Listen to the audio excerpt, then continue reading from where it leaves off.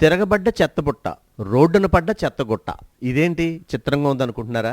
చిత్రమేం కాదు. మనం లేదా ప్రజలు అనుభవించే నరకాన్ని ఈ విధంగా అర్థం వచ్చేటట్టుగా మేము ప్రయత్నం చేసాం. అందులో భాగంగా మనం ఒక్కసారి రాజమహేంద్రవరం నగరాన్ని గమనించినట్టయితే క్లాప్ పథకం ద్వారా నగరంలో ఎక్కడ కూడా చెత్తబుట్ట అనేది లేకుండా చేయాలి అని ఒక మంచి సంకల్పానికి అధికారులు ముందుకు వచ్చారు. అయితే అది కాస్త అనుకున్నది ఒకటి, ఏదో అయ్యింది ఒకటి అనే సామెత తీరాన వ్యవహారం మొత్తం జరిగింది. అది ఎలా అంటారా? మీరే చూడండి. ఇప్పుడు రాజమహేంద్రవరం నగరంలో ఎక్కడా కూడా చెత్తబుట్టలు ఉండకూడదని తీసేశారు. ఇప్పుడు చెత్త గుట్టలు గుట్టలుగా రోడ్డు మీద పడి వచ్చిపోయే వాళ్ళకి విపరీతం దుర్గంధంతో చాలా దారుణమైన పరిస్థితి అనేది మనం చూస్తున్నాం. ఈ పరిస్థితికి కారణం ఏంటి? అనాలోచితమైన నిర్ణయం.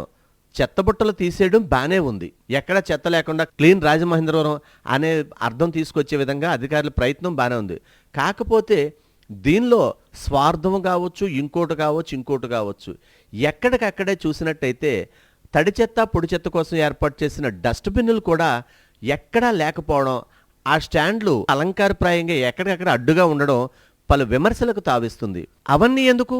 మీరు ఒక్కసారి గమనించినట్టయితే మన నగరపాలక సంస్థ ఆఫీసు గేటు ప్రక్కనే ఉన్న ఈ యొక్క స్టాండ్ చూసి గమనించండి ఒక్కసారి. డస్ట్బిన్లు లేవు. ఏమైపోయాయి? ఉన్నాయా లేవా? ఎవరైనా పట్టుకుపోయారా? ఇంకా నగరపాలక సంస్థ రోడ్డు మీద ఉన్న డస్ట్బిన్లకే దిక్కు లేకపోతే ఊళ్ళో ఉన్న డస్ట్బిన్లకి పరిస్థితి ఏంటి?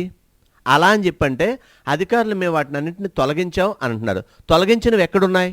ఈ ప్రజాధనం దుర్వినియోగానికి ఎవరు బాధ్యత వహిస్తారు?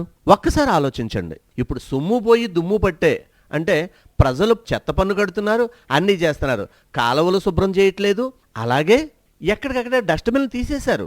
మరి చెత్త ఎక్కడ పోయాలి? అంటే ఏదో ఒలింపిక్ జ్యోతి పట్టుకున్నట్టుగా ప్రజలు మున్సిపల్ సిబ్బంది వచ్చే వరకు ఒక చెత్తబొట్లన్నీ రోడ్డు మీద పట్టుకుని నిలబడాలా అని పలువురు ఆవేదన వ్యక్తం చేస్తున్నారు. ఎక్కడికక్కడే గుట్టలు గుట్టలుగా చెత్త పడుతుంది. ఎకనైనా అధికారులు కళ్ళు తెరచి ప్రజలకు కలుగుతున్న అసౌకర్యం నుండి విముక్తిని కలిగించాలని పలువురు కోరుతున్నారు.